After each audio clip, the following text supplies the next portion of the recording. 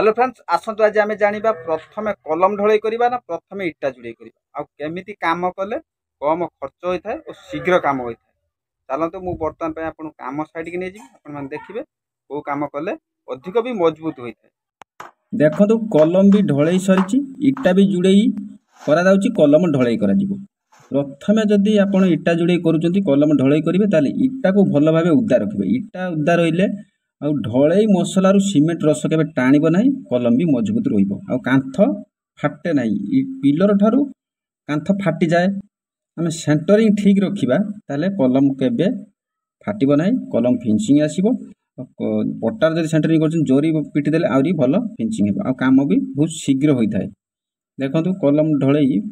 तेल आप प्रथम जरी पिटी देवे जरी पिटी देला आपंकर कलम ठीक मजबूत रलम कौन सीमेंट रस बाहर को जाए एपटे कलम प्रथम ढलई इटा जोड़े मुझे देखो देखो जो आप प्रथम कलम ढलई करुँच